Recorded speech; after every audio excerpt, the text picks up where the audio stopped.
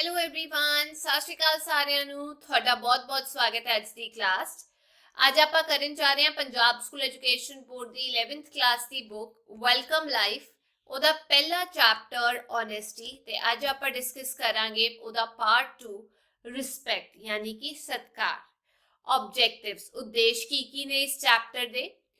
पहला, to instil in the students a sense of respect for others, विद्यार्थियों विच दूजियां प्रति सत्कार की भावना पैदा करना। Second, enhance self esteem by understanding the importance of respect, आदर की महत्ता नूं समझ के स्वै मान नूं वधाउणा। Third, enhance fellowship and interaction through mutual respect, आपसी सत्कार द्वारा आप कह सकते हैं भी दोस्ती अते आपसी तालमेल वधाउणा। The feeling of honor or esteem that arises within a human being for someone is called respect. किसी प्रति मनुख दे अंदर जो सत्कार या फिर इज्जत देने की जिहड़ी भावना हुंदी है, किसे प्रति किसे अंदर आना, उसनू आपां रिस्पेक्ट कहंदे आ या उसनू सत्कार कहा जाता है।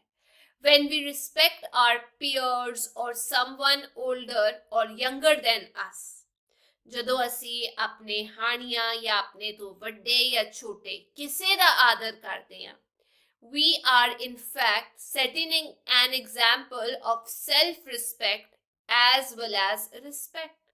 ਤਾਂ ਅਸੀਂ ਅਸਲ ਦੇ ਵਿੱਚ ਸਵੈ ਮਾਣ ਦੇ ਨਾਲ ਸਤਿਕਾਰ ਦੀ ਵੀ ਇੱਕ ਮਿਸਾਲ ਕਾਇਮ ਕਰ ਰਹੇ ਹੁੰਦੇ ਹਾਂ। Respect can not be demanded but should be commanded. ਇੱਜ਼ਤ ਮੰਗ ਕੇ ਨਹੀਂ ਲਿੱਤੀ ਜਾਂਦੀ, ਇੱਜ਼ਤ ਜਿਹੜੀ ਹੈਗੀ ਹੈ ਉਹ ਕਮਾਂਡ ਕੀਤੀ ਜਾਂਦੀ ਹੈ। ਕਹਿਣ ਦਾ ਭਾਵ ਵੀ ਤੁਸੀਂ ਕਿਸੇ ਨੂੰ ਵੀ ਇਹ ਤਾਂ ਨਹੀਂ ਕਹਿ ਸਕਦੇ ਨਾ ਵੀ ਮੈਨੂੰ ਇੱਜ਼ਤ ਦੇ। ਤੁਸੀਂ ਕੰਮ ਇਹ ਜੇ ਕਰ ਸਕਦੇ ਹੋ ਵੀ ਇੱਜ਼ਤ ਮਿਲੇ। ਕਮਾਂਡ ਦਿੱਤਾ ਜਾ ਸਕਦਾ ਹੈ, ਹੁਕਮ ਦਿੱਤਾ ਜਾ ਸਕਦਾ ਹੈ, ਉਸ ਤਰੀਕੇ ਨਾਲ ਜਿਵੇਂ ਵੱਡੇ ਸਾਨੂੰ ਦਿੰਦੇ ਨੇ ਤਾਂ ਇੱਜ਼ਤ ਅਸੀਂ ਉਹਨਾਂ ਨੂੰ ਦਿੰਦੇ ਹਾਂ, ਹੈ ਕਿ ਨਹੀਂ। The reaction that we receive in response to the words we choose to address someone makes it quite evident how the other person has perceived our sense of respect for him। ਦੇਖੋ ਇੱਥੇ ਬਹੁਤ ਵਧੀਆ ਗੱਲ ਦੱਸੀ ਗਈ ਹੈ ਵੀ ਕਿਸੇ ਨੂੰ ਸੰਬੋਧਿਤ ਕਰਨ ਦੇ ਲਈ ਆਪਾਂ ਜੋ ਵੀ ਸ਼ਬਦ ਚੁਣਦੇ ਹਾਂ ਤੇ ਉਹਦੇ ਬਦਲੇ ਦੇ ਵਿੱਚ ਸਾਨੂੰ ਜੋ ਵੀ ਜਵਾਬ ਮਿਲਦਾ ਹੈ ਉਸ ਤੋਂ ਕਾਫੀ ਕਲੀਅਰ ਹੋ ਜਾਂਦਾ ਹੈ ਕਿ ਦੂਜੇ ਬੰਦੇ ਨੇ ਕਿਸ ਤਰੀਕੇ ਦੇ ਨਾਲ ਉਸ ਨੂੰ ਲਿਆ ਹੈ, ਵੀ ਅਸੀਂ ਉਹਨੂੰ ਕਿਸ ਤਰੀਕੇ ਦੇ ਨਾਲ ਇੱਜ਼ਤ ਦੇ ਰਹੇ ਹਾਂ, ਹੈ ਨਾ।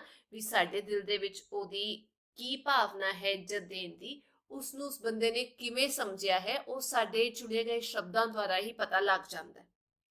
ਹੁਣ ਇੱਥੇ ਇੱਕ ਐਕਟੀਵਿਟੀ ਦਿੱਤੀ ਗਈ ਹੈ। A group of 5 students will come to the blackboard to perform an activity under the guidance of the teacher।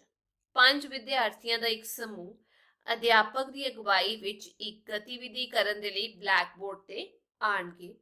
Each student will be asked to speak a sentence respectfully as if conversing with someone। ਤੇ ਹਰੇਕ ਵਿਦਿਆਰਥੀ ਨੂੰ ਇੱਕ ਵਾਕ ਸਤਿਕਾਰ ਨਾਲ ਬੋਲਣ ਲਈ ਕਿਹਾ ਜਾਵੇਗਾ, ਜਿਵੇਂ ਕਿ ਉਹ ਕਿਸੇ ਦੇ ਨਾਲ ਗੱਲਬਾਤ ਕਰ ਰਹੇ ਹੋਣ, ਵੀ ਕਿੰਨੀ ਇੱਜ਼ਤ ਦੇ ਨਾਲ ਗੱਲਬਾਤ ਕਰਦੇ ਨੇ। The rest of the students will reply in response to the sentence spoken by each one of them।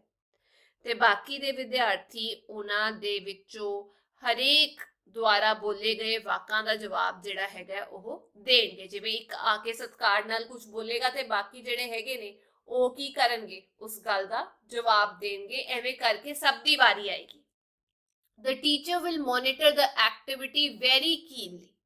ਅਧਿਆਪਕ ਗਤੀਵਿਧੀ ਨੂੰ ਬਹੁਤ ਡੂੰਘੇ ਤਰੀਕੇ ਦੇ ਨਾਲ ਉਹਦੇ ਤੇ ਨਜ਼ਰ ਰੱਖਣਗੇ, ਬੜੇ ਧਿਆਨ ਨਾਲ ਕਰਵਾਉਣਗੇ। And will then utter all the sentences one by one to make the students understand which sentence is to be spoken with how much softness, sweetness, naturality and with what expression। ਇਸ ਗਤੀਵਿਧੀ ਤੇ ਨਜ਼ਰ ਰੱਖਣ ਤੋਂ ਬਾਅਦ ਜਿਵੇਂ ਜਿਵੇਂ ਹਰੇਕ ਬੱਚਾ ਬੋਲੇਗਾ ਤੇ ਫਿਰ ਵਾਕਾਂ ਨੂੰ ਇੱਕ ਇੱਕ ਕਰਕੇ ਵਿਦਿਆਰਥੀਆਂ ਨੂੰ ਜਿਹੜੇ ਅਧਿਆਪਕ ਹੈਗੇ ਨੇ ਉਹ ਸਮਝਾਣਗੇ ਵੀ ਹਰੇਕ ਵਾਕ ਨੂੰ ਜਾਂ ਕਿਸ ਵਾਕ ਨੂੰ ਕਿੰਨੇ ਪਿਆਰ ਦੇ ਨਾਲ, ਮਿਠਾਸ ਦੇ ਨਾਲ ਆਪਾਂ ਇਹ ਕਹਿ ਸਕਦੇ ਹਾਂ ਸੁਭਾਵਿਕ ਹੋ ਕੇ ਜਾਂ ਕਿਹੇ ਜੇ ਐਕਸਪ੍ਰੈਸ਼ਨ ਫੇਸ ਤੇ ਲਿਆ ਕੇ ਇੱਕ ਵਾਕ ਨੂੰ ਬੋਲਣਾ ਹੈ। ਠੀਕ ਹੈ, ਜਿਵੇਂ ਫਰਸਟ ਸਟੂਡੈਂਟ ਬੋਲਦਾ ਹੈ, ਪਹਿਲਾ ਬੱਚਾ, ਸਤਿ ਸ਼੍ਰੀ ਅਕਾਲ ਮਾਈ ਡੀਅਰ ਫਰੈਂਡ, ਸਤਿ ਸ਼੍ਰੀ ਅਕਾਲ ਮੇਰੇ ਪਿਆਰੇ ਦੋਸਤੋ, ਤੇ ਕਲਾਸ ਜਿਹੜੀ ਹੈ ਜਵਾਬ ਦਿੰਦੀ ਹੈ ਸਤਿ ਸ਼੍ਰੀ ਅਕਾਲ। ਦੂਜਾ ਬੱਚਾ ਬੋਲਦਾ ਹੈ ਹੈਲੋ ਫਰੈਂਡਸ, ਹੈਲੋ ਦੋਸਤੋ, ਤੇ ਜਿਹੜੀ ਕਲਾਸ ਹੈਗੀ ਹੈ ਉਹ ਕੀ ਜਵਾਬ ਦੇਗੀ ਹੈਲੋ ਦਾ, ਉਹ ਵੀ ਕਹਿਣਗੇ ਹੈਲੋ। ਤੀਜਾ ਬੱਚਾ ਬੋਲਦਾ ਹੈ good morning my dear friends, good morning ਮੇਰੇ ਪਿਆਰੇ ਦੋਸਤੋ, ਤੇ ਕਲਾਸ ਜਵਾਬ ਦਿੰਦੀ ਹੈ ਗੁੱਡ ਮਾਰਨਿੰਗ, ਤੇ ਜਿਹੜੇ ਅਧਿਆਪਕ ਨੇ ਉਹ ਦੇਖ ਰਹੇ ਨੇ ਤੇ ਉਹ ਸਮਾਈਲ ਕਰਦੇ ਨੇ। ਫੋਰਥ ਸਟੂਡੈਂਟ, ਚੌਥਾ ਬੱਚਾ ਬੋਲਦਾ ਹੈ ਹਾਊ ਆਰ ਯੂ ਆਲ, ਤੁਸੀਂ ਸਾਰੇ ਕਿਵੇਂ ਹੈਗੇ ਹੋ। ਕਲਾਸ ਜਿਹੜੀ ਹੈ ਜਵਾਬ ਦਿੰਦੀ ਹੈ ਫਾਈਨ, ਵਾਟ ਅਬਾਊਟ ਯੂ, ਅਸੀਂ ਠੀਕ ਆ ਵਧੀਆ, ਤੁਸੀਂ ਦੱਸੋ ਆਪਣੇ ਬਾਰੇ, ਤੁਸੀਂ ਕਿਵੇਂ ਹੋ। ਪੰਜਵਾਂ ਬੱਚਾ ਪੁੱਛਦਾ ਹੈ ਮੇ ਯੂ ਆਲ ਬੀ ਵੈਲ, ਵੀ ਤੁਸੀਂ ਸਾਰੇ ਤੰਦਰੁਸਤ ਰਹੋ, ਤੇ ਕਲਾਸ ਜਵਾਬ ਦਿੰਦੀ ਹੈ ਮੇ ਯੂ ਬੀ ਵੈਲ ਟੂ, ਵੀ ਤੁਸੀਂ ਵੀ ਠੀਕ ਰਹੋ, ਤੰਦਰੁਸਤ ਰਹੋ। The same activity will be repeated with 5 other students, but in the second activity, these students will address the same sentences as used in the above conversation, but in a high-pitched tone and rapidly, with an expression of annoyance on their face. ਹੁਣ ਇੱਥੇ ਦੱਸਿਆ ਗਿਆ ਵੀ ਇਹ ਜਿਹੜੇ 5 ਬੱਚਿਆਂ ਨੇ ਬੜੇ ਪਿਆਰ ਦੇ ਨਾਲ ਸਤਿਕਾਰ ਦੇ ਨਾਲ ਪੁੱਛਿਆ ਗਿਆ ਨਾ ਬਾਕੀ ਕਲਾਸ ਨੂੰ, ਇਹੀ ਗਤੀਵਿਧੀ 5 ਹੋਰ ਵਿਦਿਆਰਥੀ ਨਾਲ ਦੁਹਰਾਈ ਜਾਵੇਗੀ, ਪਰ ਦੂਜੀ ਗਤੀਵਿਧੀ ਦੇ ਵਿੱਚ ਇਹ ਵਿਦਿਆਰਥੀ ਉਹੀ ਵਾਕਾਂ ਨੂੰ ਸੰਬੋਧਿਤ ਕਰਨ ਦੇ ਲਈ, ਪੁੱਛਣ ਦੇ ਲਈ, ਗੱਲਬਾਤ ਕਰਨ ਦੇ ਲਈ ਬੜੇ ਗੁੱਸੇ ਦੇ ਨਾਲ ਬੋਲਣਗੇ, ਉੱਚੇ ਸੁਰ ਦੇ ਨਾਲ ਬੋਲਣਗੇ ਤੇ ਪ੍ਰਗਟਾਵਾ ਏਦਾਂ ਕਰਨਗੇ ਵੀ ਜਿਵੇਂ ਉਹ ਬਹੁਤ ਜ਼ਿਆਦਾ ਛੇਤੀ ਵਿੱਚ ਹੋਣ ਤੇ ਮੂੰਹ ਤੇ ਉਹਨਾਂ ਦੇ ਗੁੱਸਾ ਹੋਏਗਾ। A change will be noticed in the response of the class. ਜਦ ਇਹ ਜੇ ਸਵਾਲ ਇਸ ਤਰੀਕੇ ਨਾਲ ਪੁੱਛੇ ਜਾਣਗੇ ਤਾਂ ਕਲਾਸ ਦੇ ਜਵਾਬ ਦੇ ਵਿੱਚ ਵੀ ਤੁਸੀਂ ਬਦਲਾਵ ਦੇਖੋਗੇ।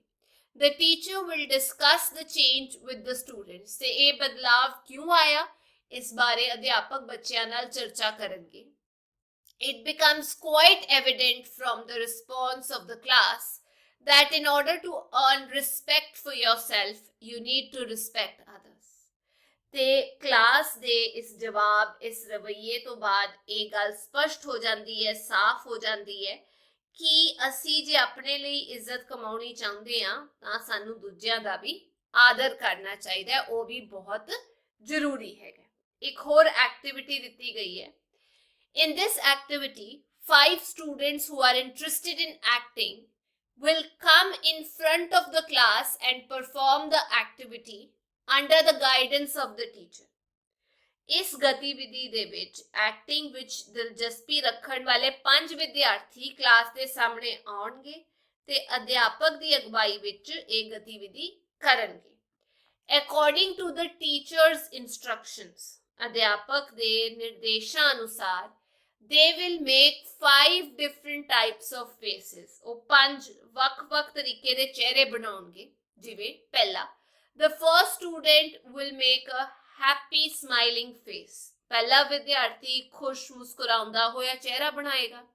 The second student will make a tearful face. ਦੂਜਾ ਵਿਦਿਆਰਥੀ ਹੰਝੂ ਭਰਿਆ ਚਿਹਰਾ ਬਣਾਏਗਾ। The third student will look at the class with an angry face. ਤੇ ਤੀਜਾ ਵਿਦਿਆਰਥੀ ਗੁੱਸੇ ਨਾਲ ਕਲਾਸ ਵੱਲ ਦੇਖੇਗਾ। Fourth, the fourth student will make a sad face. ਚੌਥਾ ਜਿਹੜਾ ਵਿਦਿਆਰਥੀ ਹੈਗਾ ਉਦਾਸ ਚਿਹਰਾ ਬਣਾਏਗਾ। Fifth, the fifth student will look embarrassed, cast his eyes down and avoid eye contact with anyone. ਪੰਜਵਾਂ ਵਿਦਿਆਰਥੀ ਜਿਹੜਾ ਹੈ ਉਹ ਸ਼ਰਮਿੰਦਾ ਦਿਖਾਈ ਦੇਵੇਗਾ ਤੁਹਾਨੂੰ, ਉਹਦੀਆਂ ਅੱਖਾਂ ਹੇਠ ਹੋਣਗੀਆਂ ਤੇ ਉਹ ਕਿਸੇ ਨਾਲ ਵੀ ਆਈ ਕੰਟੈਕਟ ਨਹੀਂ ਮਿਲਾਏਗਾ, ਯਾਨੀ ਅੱਖਾਂ ਨਹੀਂ ਮਿਲਾਏਗਾ। Now the teacher will ask the students which of the gestures and expressions will arise respect within them. ਇਹ ਸਾਰਾ ਐਕਸਪ੍ਰੈਸ਼ਨਸ ਦੇਖਣ ਤੋਂ ਬਾਅਦ ਜਿਹੜੇ ਅਧਿਆਪਕ ਨੇ ਉਹ ਵਿਦਿਆਰਥੀਆਂ ਨੂੰ ਪੁੱਛਣਗੇ ਕਿ ਕਿਹੜੇ ਜਿਹੜੇ ਐਕਸਪ੍ਰੈਸ਼ਨਸ ਨੇ, ਇਸ਼ਾਰੇ ਨੇ, ਉਹ ਉਹਨਾਂ ਦੇ ਅੰਦਰ ਰਿਸਪੈਕਟ ਲੈ ਕੇ ਆਉਂਦੇ ਨੇ, ਦੂਜੇ ਪ੍ਰਤੀ ਇੱਜ਼ਤ ਲੈ ਕੇ ਆਉਂਦੇ ਨੇ। This activity will make it clear that the kind of respect one can earn depends on one's gestures and facial expressions। ਕਹਿਣ ਦਾ ਭਾਵ ਇਹ ਹੈਗਾ ਵੀ ਇਸ ਗਤੀਵਿਧੀ ਤੋਂ ਇਹ ਗੱਲ ਪ੍ਰੂਵ ਹੋ ਜਾਂਦੀ ਹੈ ਵੀ ਜਿਸ ਤਰੀਕੇ ਦੇ ਨਾਲ ਤੁਹਾਨੂੰ ਸਤਿਕਾਰ ਕਮਾਣਾ ਹੈ ਉਹ ਤੁਹਾਡੇ ਹਾਵ ਭਾਵ ਤੇ ਰਵੱਈਏ ਤੇ ਬਹੁਤ ਡਿਪੈਂਡ ਕਰਦਾ, ਨਿਰਭਰ ਕਰਦਾ ਵੀ ਤੁਸੀਂ ਕਿਹੇ ਜਿਹੇ ਚਿਹਰੇ ਬਣਾ ਰਹੇ ਹੋ, ਤੁਹਾਡੇ ਹਾਵ ਭਾਵ ਕੀ ਨੇ, ਉਸ ਹਿਸਾਬ ਦੇ ਨਾਲ ਬੰਦੇ ਤੁਹਾਨੂੰ ਇੱਜ਼ਤ ਦੇਣਗੇ। ਹੁਣ ਇੱਥੇ ਵਰਕਸ਼ੀਟ ਦਿੱਤੀ ਹੋਈ ਹੈ। ਪਹਿਲਾ ਸਵਾਲ, which expressions have earned more respect from the students and why?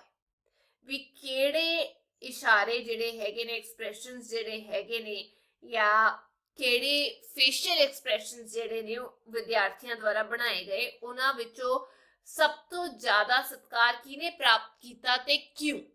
ਤੇ ਇੱਥੇ ਮੈਂ ਆਨਸਰ ਲਿਖਿਆ ਐਕਸਪ੍ਰੈਸ਼ਨ 1, ਜਿਹਦੇ ਵਿੱਚ ਜਿਹੜੇ ਬੱਚਾ ਹੈਗਾ ਉਹ ਹੈਪੀ ਸਮਾਈਲਿੰਗ ਫੇਸ ਦੇ ਵਿੱਚ ਹੈਗਾ, ਉਹਨੇ ਸਭ ਤੋਂ ਜ਼ਿਆਦਾ ਇੱਜ਼ਤ ਕਮਾਈ। ਕਿਉਂ?